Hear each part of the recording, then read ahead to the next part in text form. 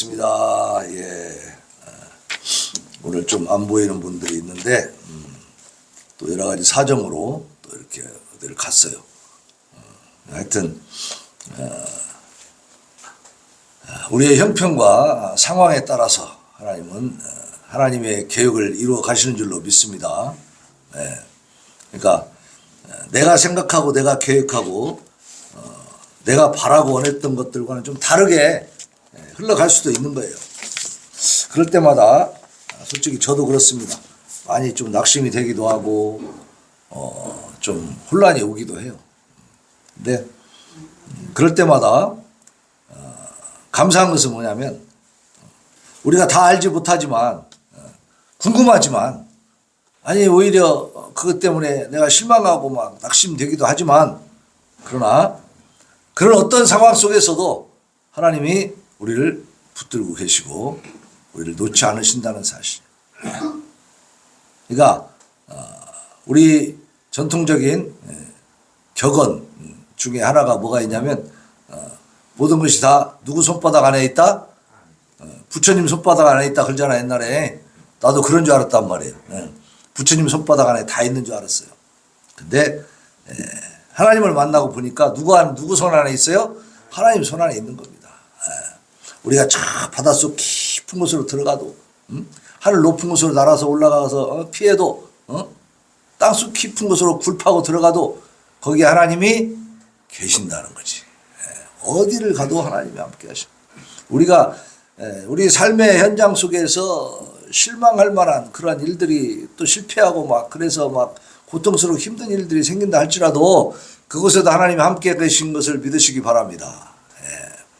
그래서 우리는 좀 착각하고 사는 부분들이 있어요. 뭐냐면 좀 내가 열심히 하나님 위해서 일하고 예배 잘 드리고 막 신앙생활 잘하면 뭔가 좀 확 열렸으면 좋겠는데 그 뜻대로 잘 안 될 때가 있지.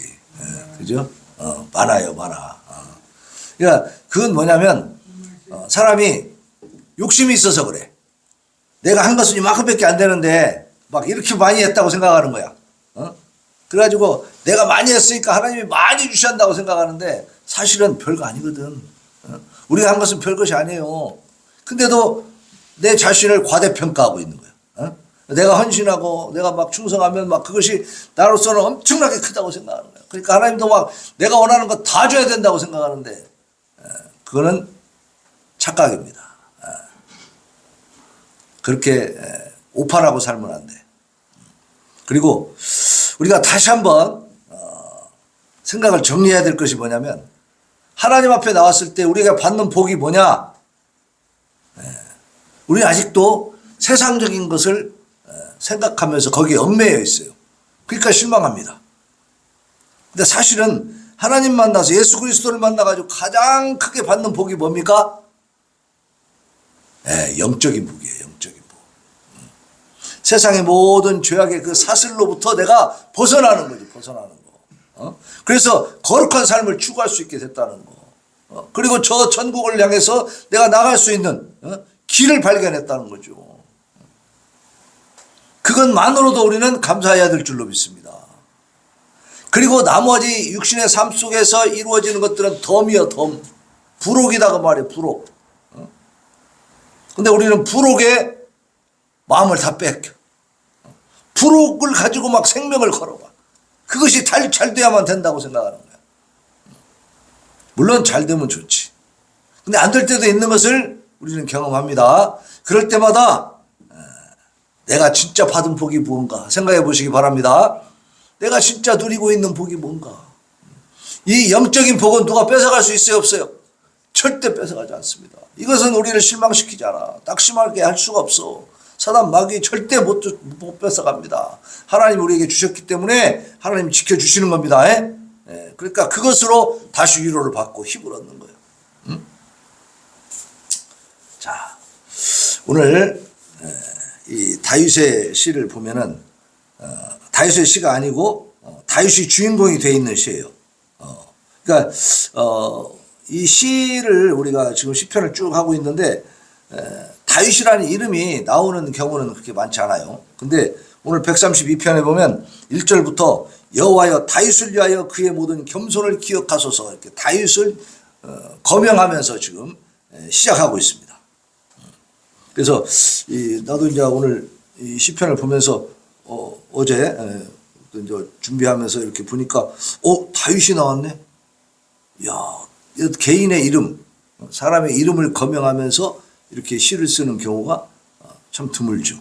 근데 다윗의 이름이 딱 등장을 하더라고. 그래서 이게 무슨 시인가 하고 굉장히 내가 관심 있게 좀 봤는데, 자, 이 시는요, 하나님의 성전이 완성돼서 언약궤를 안치하는 기쁨 속에 성전에 임하시는 하나님의 영광을 찬미하면서 다윗에게 베푸신 언약과 은혜에 대한 감사를 노래하고 있어요. 그래서 성전을 방문하기 위해서 예루살렘에 모여드는 사람들, 그 사람들이 뭐예요? 성전에 올라가면서 부르는 노래였습니다. 이게 성전에 올라가는 노래라고 해가지고 120편에서부터 134편까지 요 많은 시들이 지금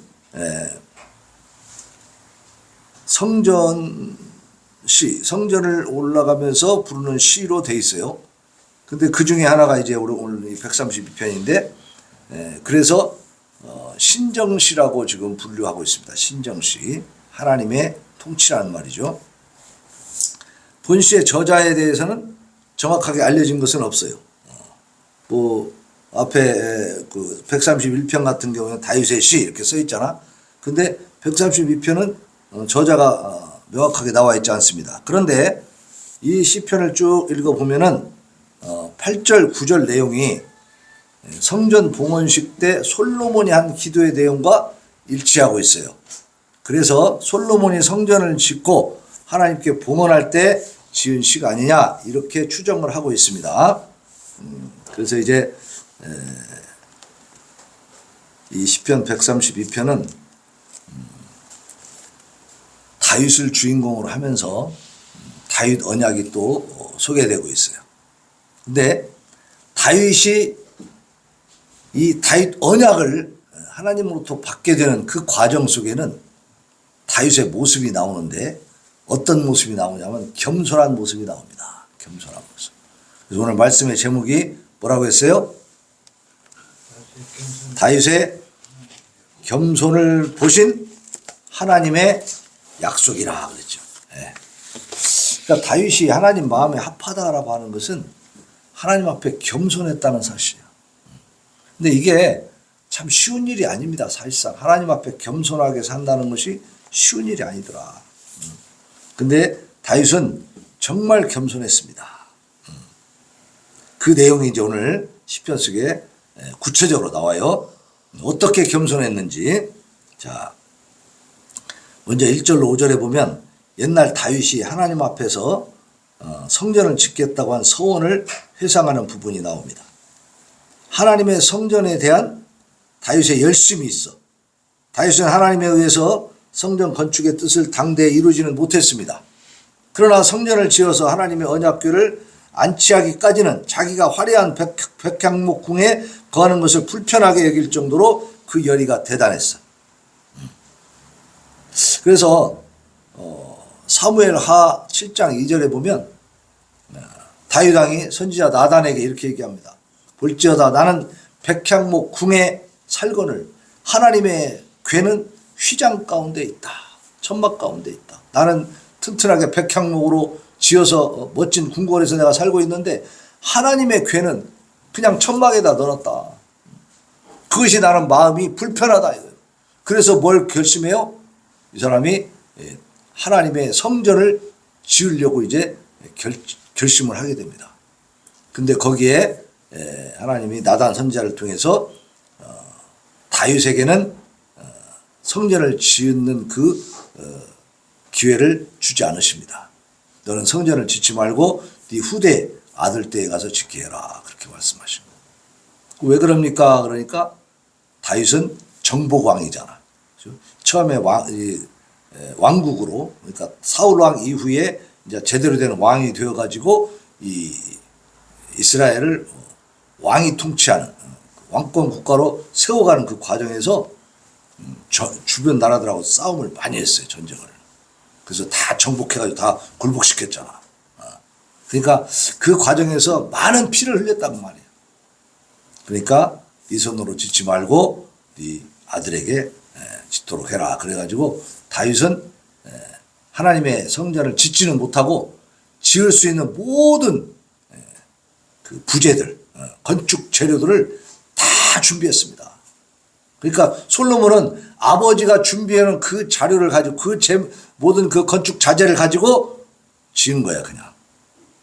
그러니까 원래 나라가 세워질 때 보면 처음에 나라를 세우는 왕이 기초를 다 다져놓잖아요. 그죠? 우리나라 세종대왕이 훌륭한 왕이라고 그러잖아.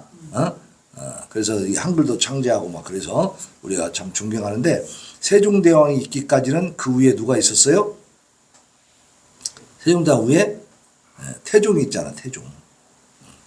태종 이방원이. 그죠? 근데 태종 이방원이 피를 많이 흘렸죠. 그러는 과정에서 그때 막 갓 태어난 이 조선이라는 나라가 자리를 확고하게 잡아가는 거예요. 그러니까 내가 악역을 다 하겠다. 내 손에 피를 다 묻혀서 완벽하게 내가 나라를 다져놓겠다. 너는 이 태평성대를 이루는 가운데서 너는 선왕이 되라. 그렇게 해서 정말 그런 기반을 만들어 주니까 세종대왕이 정말 그 통치에만 전념할 수 있고 또 연구도 할 수 있는 그런 분위기가 만들어진 거죠. 정치적인 싸움이 계속되면 차분하게 뭘 연구할 수가 없잖아. 일을 할 수가 없죠. 근데 마찬가지로 이 다윗 왕이 그런 모든 것들을 다 준비해 준 거야. 준비해 주고 나니까 솔로몬은 이제 그 기반 위에서 엄청난 영화와 부를 누리고 또 많은 것들을 해내는 거죠. 그래서 성전도 그때 건축이 되는 거예요. 그래서 오늘 132편 1절로 5절에 보면 여호와여 다윗을 위하여 그의 모든 겸손을 기억하소서. 다윗의 겸손은 뭐였어요? 나만 왕궁에서 멋지게 사는 게 아니라 하나님의 궤, 그 법궤가 하나님의 말씀이고 그 말씀, 그건 거기에 그 십계명 돌판이 들어있잖아요. 그게 그 법궤가 곧 말씀이고 하나님이셨단 말이에요. 그 하나님을 잘 모시고 싶은 거야. 자기 혼자만 그냥 누리고 있는 게 아니고 하나님을 잘 모시고 싶은 그 열정이 있었어. 그건 겸손함이죠. 나만 궁궐에 사는 게 아니라 나만 백향목 궁에 막 멋지게 사는 게 아니라 그것은 합당하지 못하다. 하나님이 제대로 된 성전에 계셔야만이 나도 편하게 있을 수 있다. 이런 마음. 굉장히 겸손한 마음. 하나님 앞에 도리를 다하는 그런 모습이잖아요. 그러니까 그 겸손을 기억하여 주시옵소서. 그가 여호와께 맹세하며 야곱의 전능자에게 서원하기를 내가 내 장막집에 들어가지 아니하며 내 침상에 오르지 아니하고 내 눈으로 잠들게 하지 아니하며 내 눈꺼풀로 졸게 하지 아니하기를 여호와의 처소 곧 야곱의 전능자의 성막을 발견하기까지 하리라. 하나님의 성전이 지어질 때까지 나는 편안하게 먹고 자고 할 수가 없습니다. 이렇게 얘기했다. 여러분, 우리 샘솟는 교회 성도들은 샘솟는 교회가 평안히 제대로 세워질 때까지 여러분은 편한 잠을 자면 안 되는 것입니다. 그런 마음이 있습니까?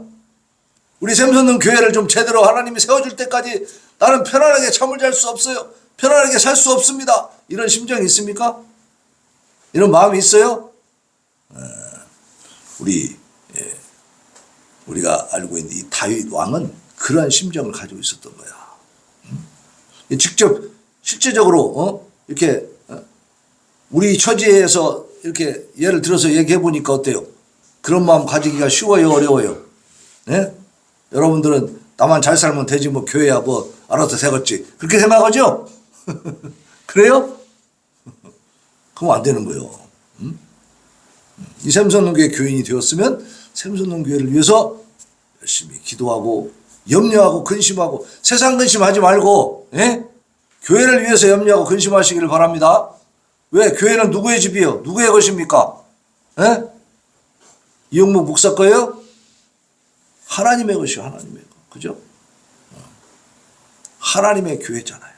하나님의 교회가 거기에 내가 소속이 됐잖아. 그러면 이 교회를 위해서 내가 무엇을 해야 돼요? 교회가 잘 되도록 기도하고 헌신하고 충성해야 될 줄로 믿습니다.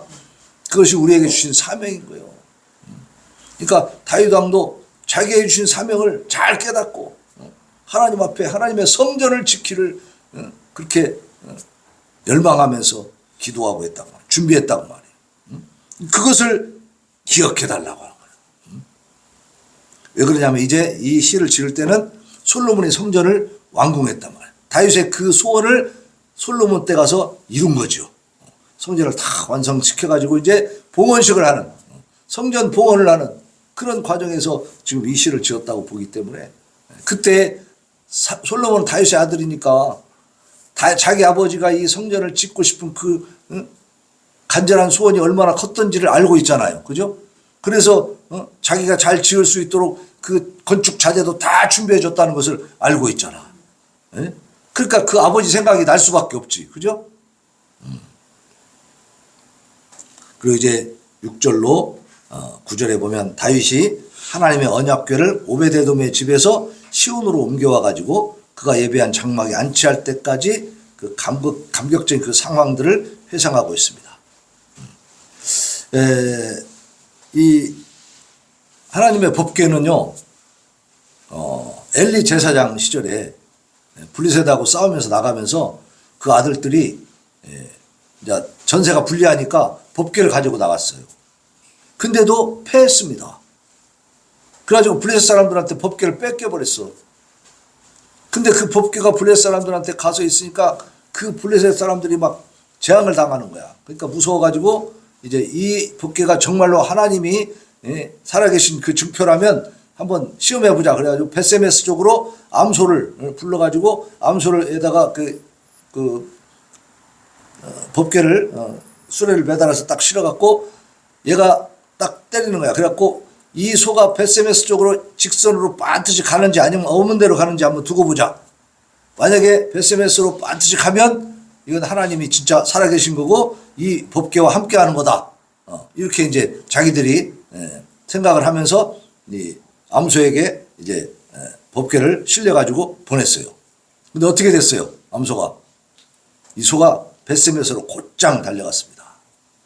다른 데로 새지 않고 빠듯하게 그 지역으로 간 거야. 그러니까 역시 우리가 보내기 잘했다. 저것은 이스라엘의 신인데 우리가 잘못 건드리면 큰일 난다.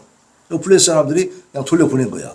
근데 베세메스 사람들이 받아가지고 궁금하니까 열어봤어. 그랬다가 재앙을 당해 다 죽었습니다. 그러니까 무서워가지고 이 법궤를 어떻게 할 줄을 몰라. 그래서 결국은 아비나답이라고 하는 사람의 집에다가 그것을 안치를 했어요. 그래서 거기서 한 20년을 있었습니다. 그러니까 이 나라가 지금 혼란스러우니까 법궤를 다시 가져올 생각도 못 하는 거예요. 그러다가 다윗이 이제 왕이 돼가지고 이제 나라가 좀 안정이 되니까 하나님의 법궤를 가져와야겠다 해가지고 이 아비나답의 집에서 법궤를 가져오는데 법궤를 옮기는 방법이 따로 있습니다. 레위기서에 보면 하나님이 그 법궤를 옮길 때 어떻게 옮기라고 딱 가르쳐 줬어. 근데 너무나 흥분한 나머지 그렇게 하지 않고 수레에다 실어버린 거야. 그냥 싣고서 이제 막 오는데 소가 이렇게 펄떡 뛰는 바람에 법궤가 넘어지려고 하니까 웃사라고 하는 사람이 손을 댔어. 어떻게 됐을까? 죽어버렸습니다.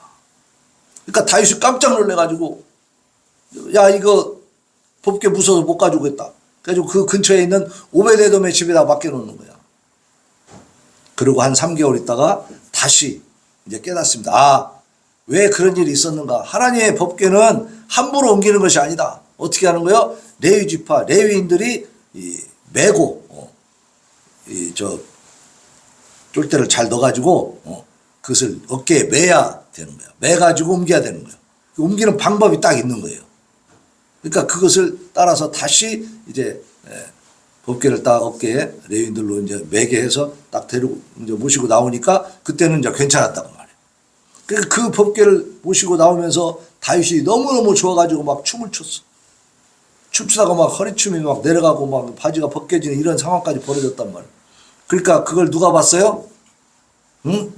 사울의 딸 미갈이 봤잖아. 응? 그 사울의 딸이 그때 이제 왕비로 와 있었단 말이에요. 미갈이 보고 비웃은 거야. 그리고 막 다윗이 오니까 당신이 무슨 천한 사람들처럼 말이지. 그렇게 막 춤을 추고 막 그렇게 옷도 벗겨지고 막 그렇게 부끄러운 줄도 모르냐고 막 이렇게 한 거야. 그러니까 다윗이 뭐라 하냐면 나는 사람 앞에 그렇게 한 것이 아니다. 하나님의 법궤를 모시고 올 때 하나님 앞에 나는 너무 즐거워서 그래서 나는 춤을 춘 건데 내 옷이 바지만 아니라 옷도리까지 다 벗겨져도 상관없다. 나는 벌거벗고라도 나는 하나님의 그 괴가 들어오는 그 기쁨을 하나님 앞에 내가 춤을 춰서 보여드리고 싶다. 이렇게 얘기해요. 그러면서 그 뒤로 미가를 찾지 않아요. 그래서 미가는 자식이 없습니다. 그러니까 하나님 앞에는 체면이 있어 없어? 체면 같은 거 없는 거예요. 그런 걸 따지면 안 되는 거야. 그리고 여기 보면 8절 9절에 보면은 한번 읽어봅시다. 8절 9절 시작. 여호와여 일어나사 주의 권능의 궤와 함께 평안한 곳으로 들어가소서. 주의 제사장들은 의를 옷 입고 주의 성도들은 즐거이 외칠지어다. 이것이 솔로몬이 이 성전을 완공한 다음에 성전 지성소에 그 언약궤를 안치할 때 그 감격적인 상황, 그때 이 솔로몬이 또 기도한 내용이 나와요. 역대하 6장 41절 42절에 보면 그 내용하고 이 8절 9절하고 비슷합니다. 거의 일치돼요. 그래서 이건 솔로몬이 지은 시가 아니냐 이렇게 보는 건데, 자 성전 지성소에다가 언약궤를 안치할 때 그 감격을 과거 다윗이 언약궤를 안치할 때 그 장면으로 대신 표현을 하면서 지금 노래하고 있는 거죠. 그래서 우리가 그것이 에브라다에 있다함을 들었더니 나무밭에서 찾았도다. 이게 아비나답의 집을 얘기하는 거거든요. 그래서 우리가 그의 계신 곳으로 들어가서 그의 발등상 앞에서 엎드려 예배하리로다. 여호와여 일어나사 주의 권능의 궤와 함께 평안한 곳으로 들어가소서. 주의 제사장들은 의를 옷 입고 주의 성도들은 즐거이 외칠지어다. 그러니까 우리가 하나님의 궤를 하나님의 전으로 모실 때에 그 기쁨과 감격. 그래서 그 하나님이 하나님의 그 임재의 상징인 그 법궤를 잘 모심으로써 하나님이 거기에 들어가 계시고, 또 그로 말미암아 제사장들도 복을 받고, 그 제사장들이 복을 받고 은혜를 받고 능력을 얻어서 어떻게 해요? 백성들을 축복하고, 이렇게 온 민족, 온 백성들에게 이제 큰 기쁨의 소식이 되는 거죠. 그래서 그러한 내용들을 지금 노래하고 있는 것인데, 여기서 우리는 하나님의 궤라고 하는 것은 하나님을 의미합니다. 그러니까 우리가 하나님 앞에 예배 드릴 때, 그죠? 그 하나님을 하나님답게 모셔야 될 줄로 믿습니다. 그죠? 하나님을 하나님답게 모신다는 건 뭐냐? 다윗처럼 겸손하게 엎드리는 거예요. 그리고 하나님이 먼저 평안하시고, 하나님이 먼저 높여지시고 영광 받으시기를 우리가 어떻게 해요? 더 소원하고, 그걸 위해서 우리 자신이 좀 불편할지라도 감내해야 된다는 얘기. 우리는 거꾸로 돼 있죠. 하나님 좀 불편해도 내가 편해야 되겠다, 내가 잘 돼야 되겠다, 이 생각만 하잖아. 그죠? 저도 그런 생각이 많이 있었던 것 같아요. 하나님 안중이 없어.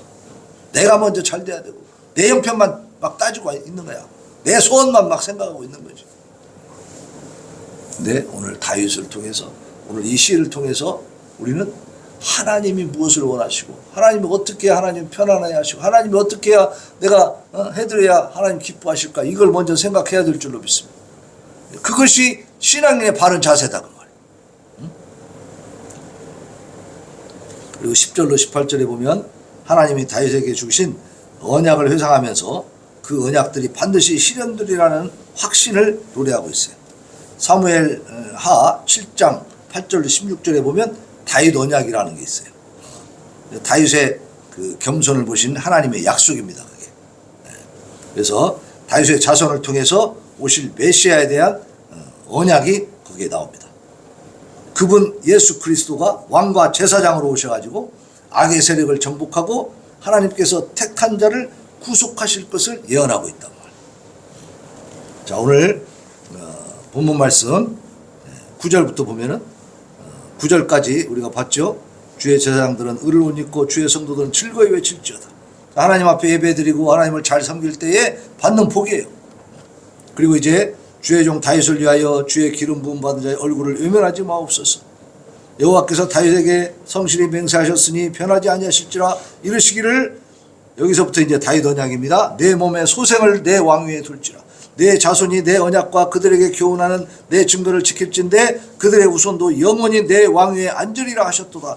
여호와께서 시온을 택하시고 자기 거처를 삼고자 하여 이르시기를, 이는 내가 영원히 쉴 곳이라. 내가 여기 거주할 것은 이를 원하였음이로다. 내가 이 성의 식료품에 풍족히 복을 주고 떡으로 그 빈민을 만족하게 하리로다. 내가 그 제사장들에게 구원을 옷 입히리니 그 성도들은 즐거이 외치리로다. 내가 거기서, 같이 읽습니다, 다윗에게 뿔이 나게 할 것이라. 내가 내 기름 부음 받은 자를 위하여 등을 준비하였도다. 내가 그의 원수에게는 수치를 옷 입히고 그에게는 왕관이 빛나게 하리라 하셨도다. 그죠? 이 다윗의 왕권이 영원하도록 해주시고, 다윗에게서 뭐가 나오게? 뿔이 나오게 한다. 뿔은 뭐예요? 왕입니다. 왕. 영광의 왕이죠. 그러니까 다윗의 우선, 다윗을 통해서, 그 혈통에서 왕이 오신다는 거예요. 그것도 만왕의 왕. 전 인류의 왕 중에 왕이 오신다. 그게 누굽니까? 예수님이시죠. 그러니까 이미 다윗에게도 말씀하실 때에 이러한 언약을 통해서 내 왕위가 영원히 서리라라고 말씀하셨는데, 그 말씀의 1차적인 의미는 다윗의 혈통을 따라서 왕권이 계속 지속될 거라는 그런 사실이고, 또 나아가서 영적인 그런, 우리가 해석을 해보면 그 혈통을 통해서 누가 오신다는 거예요? 구세주가 오신다. 만왕의 왕이신 예수님이 오신다라는. 근데 오셨어요, 안 오셨어요? 오셨잖아요. 그죠? 2000년 전에 오셨습니다. 근데 지금도 이스라엘 민족은 알아본다 못 알아본다? 지금도 못 알아보고 있다. 2000년이 지났어도 못 알아보고 있다. 그러나 우리는 그 눈이 열린 거예요. 그죠? 영적으로 하나님이 빛을 비춰준 줄로 믿습니다. 그들이 몰랐기 때문에 이방에게 그 빛이 전파가 된 거예요. 그 복음이 이방인에게 널리 퍼진 거예요. 그래서 오늘 우리에게까지 온 줄로 믿습니다. 그러니까 바울 사도가 말한 것처럼 그 이스라엘 백성들로 하여금 어둡게 만든 것은 이 이방인들에게 그 복음을 널리 전파하기 위한 하나님의 계획이었다는 거예요. 그러면 그 하나님의 계획이 잘못됐는가? 우리가 판단할 자격이 없습니다. 우리는 하나님의 이 경륜을 그냥 믿고 따르면 되는 거예요. 그걸 우리가 판단하려고 하고 하나님을 나무라려고 하면 안 된다 이 말이에요. 하나님은 잘못하는 일이 있을까요, 없을까요? 없습니다, 여러분. 왜? 하나님은 창조주시잖아. 만드신 분이야. 만드신 분이 만들어놓은 피조물에 대해서 다스리는 것은 하나님 뜻대로 하는 게 맞는 거죠. 그죠? 피조물의 입장에서는 전적으로 하나님의 절대 주권을 인정하는 거예요. 근데 사람에게는 그럴 수가 없지. 그죠? 사람은 다 비슷한 존재 아닙니까? 그러니까 합당하게, 정당하게 해야 될 필요가 있는 거예요. 그렇기 때문에 독재 권력을 휘두르는 사람들은 어떻게 해요? 많은 사람들을 희생시켜. 자기가 모순에 빠져 있기 때문에 그걸 무마하려고. 근데 지금 그래서 이란에서도 지금 막 그 데모가 일어나면서 폭력으로 막 진압을 해서 많은 유혈 사태가 일어나고 있잖아요. 지금 뭐 10,000명이 죽었네, 15,000명이 죽었네, 이런. 그리고 모든 인터넷이나 이런 그 정보망을 다 지금 차단시켜 버렸어, 이란이. 그건 뭐예요? 거기 통치하는 자들이 지금 해외로 말하자면 소식을 전할 수 없는 어떤 악한 짓들을 하고 있다는 얘기잖아. 그죠? 그 독재가 유지되려면 많은 사람을 희생시키게 돼. 그래서 인간이 절대 주권을 가지면 그러면 그것은 비극이다. 비참한 세상이 됩니다. 그러나 하나님이 절대 주권을 가지고 계시면 복된 세상이 될 줄로 믿으시기 바랍니다. 우리의 삶에도 마찬가지예요.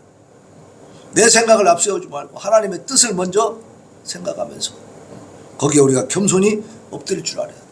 이 다윗처럼 겸손하게 내가 누리는 걸 가지고 부족한 것만 쳐다보지 말고 하나님 주신 것을 생각하면서, 그리고 하나님의 교회는 지금 어떠한가 이걸 먼저 생각하고 하나님의 마음은 어떠실까 이렇게 생각할 수 있는, 예, 이 다윗은 그러한 마음을 가지고 있었단 말이에요. 그러니까 다윗을 통해서 언약을 주신 거예요. 그 언약은 엄청난 언약이었습니다. 인류 구원의 역사를 이루는 언약이었단 말이에요. 그래서 아브라함과 다윗의 혈통으로 우리 예수님이 오시잖아요. 그래서 다윗이 왜 이렇게 훌륭한 왕인가? 오늘 이 시편에서도 다윗이 지금 주인공이 되어 있는데 어떻게 이렇게 될 수 있는가? 물론 아들인 솔로몬이 이 시를 지었으니까 다윗 왕을 높일 수 있어요. 그러나 한계가 있어. 다윗 왕이 정말로 그 훌륭한 모습을 보이지 않았다면 억지로 훌륭한 사람 만들기가 쉬워요, 어려워요? 어려운 일이요. 그건 못하는 거예요. 거짓말로 해야 되잖아. 그러면 뭐 다 백성들이 다 아는데 뭐. 근데 다윗은 정말로 존경받을 만한 삶을 사는 사람. 그가 비록 큰 하나님 앞에 정말 극악무도한 죄를 지었지만은 거기에 대해서 철저히 회개하고 그 뒤로는 진짜 그런 죄를 짓지 않았다는 거예요. 그게 뭡니까? 우리아의 아내 밧세바를 범한 거죠. 우리아 장군은 굉장히 충성스러운 사람이었어요. 근데 그 아내를 범함으로 말미암아 임신을 하게 되니까 다윗이 우리아를 불러가지고 집에 가서 자라 그랬단 말이에요. 집에 안 가는 거예요.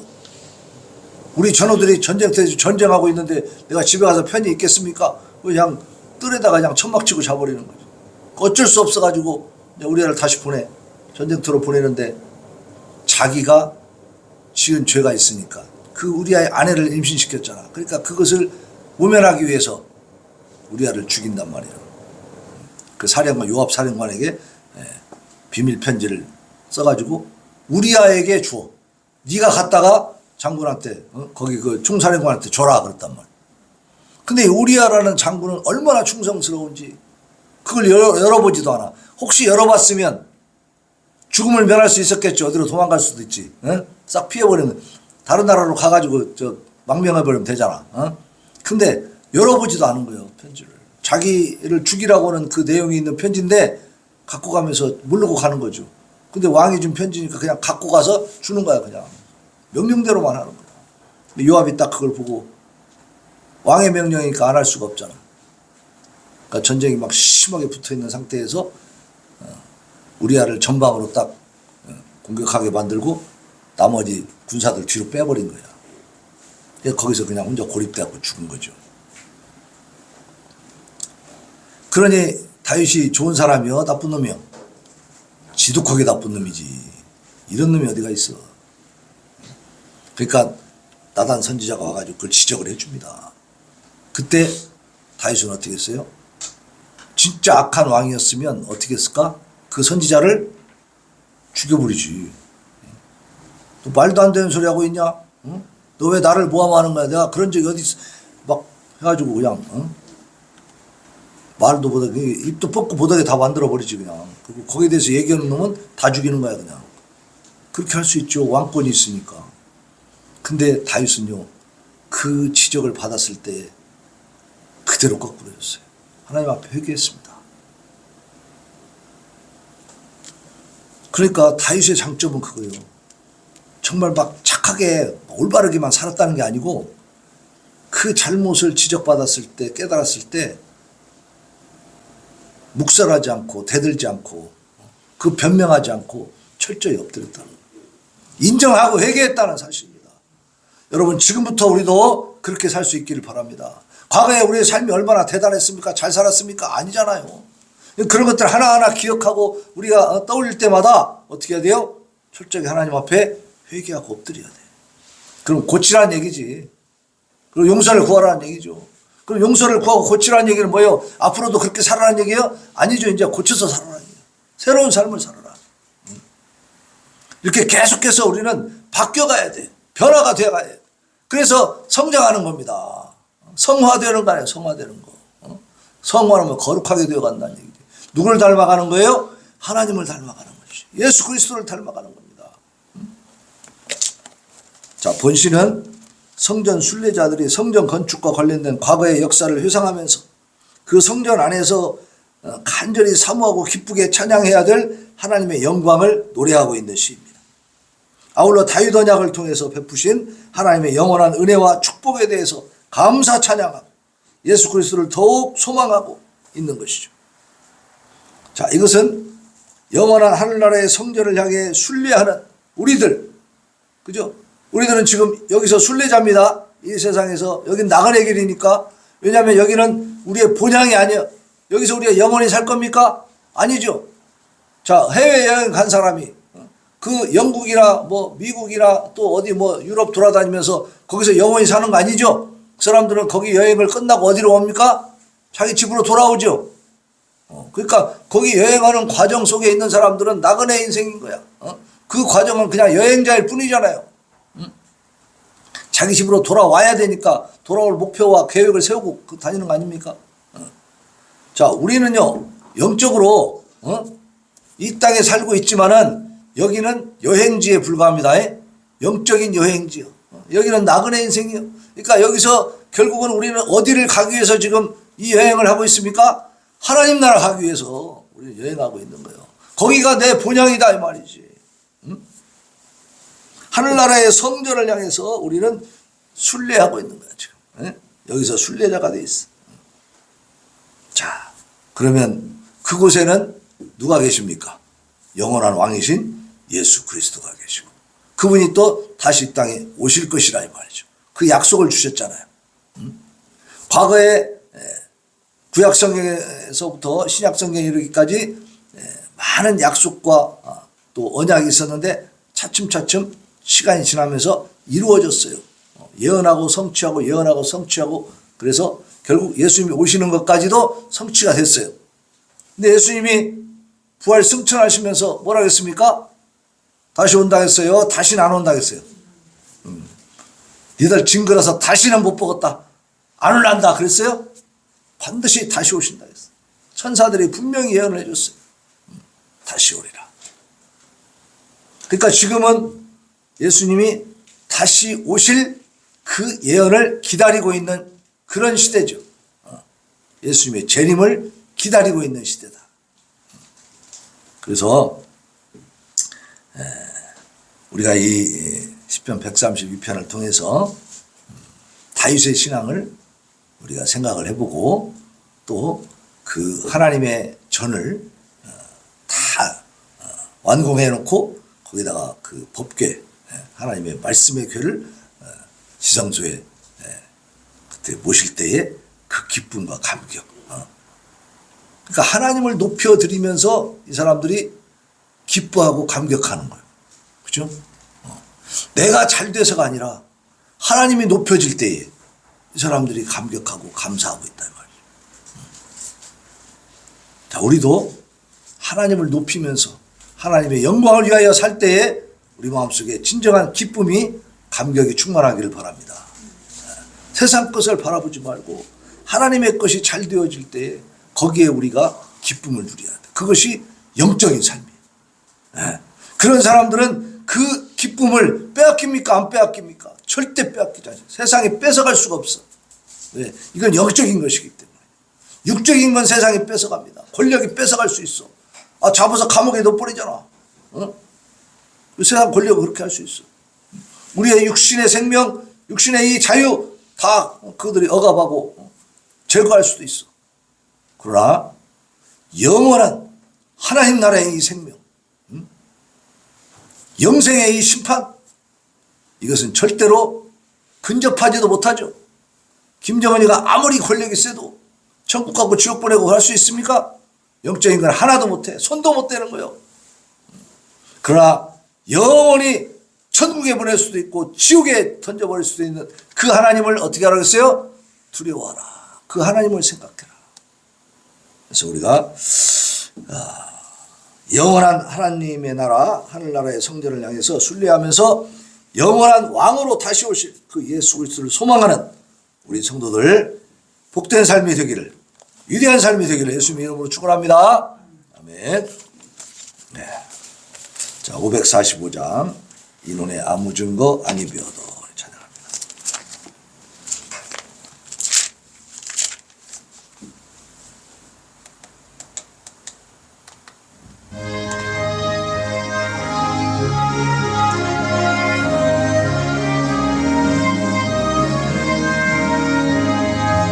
이논의 아무 증거 아니 비어도 믿음만을 가지고선을 걸으며 이 귀에 아무 소리 아니 들려도 하나님의 약속 위에 서리라.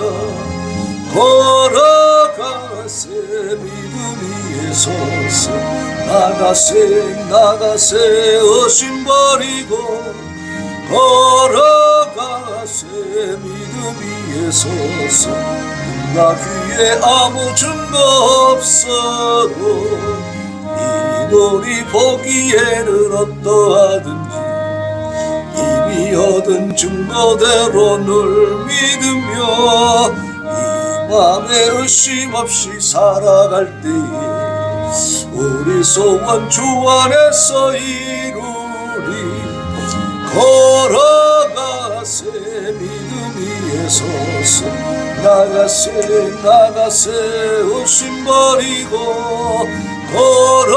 걸어가세 믿음 위에 서서 눈과 귀에 아무 증거 없어도 주님의 거룩함을 두고 맹세하. 주 하나님 아버지는 참 미쁘다. 그 귀한 모든 약속 믿는 자에게 능치 못할 무슨 일이 있을까. 걸어가세 믿음 위에 서서 나가세 의심 버리고 걸어가세 믿음 위에 서서 눈과 귀에 아무 증거 없어. 이 시간에 하나님 앞에 하나님 다윗의 겸손을 모시고 다윗 언약, 하나님의 언약, 구세주의 언약을 주셨습니다.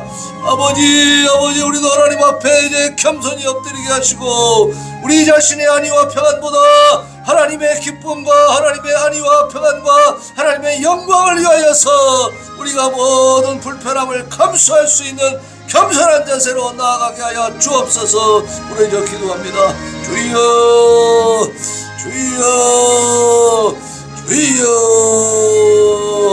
아버지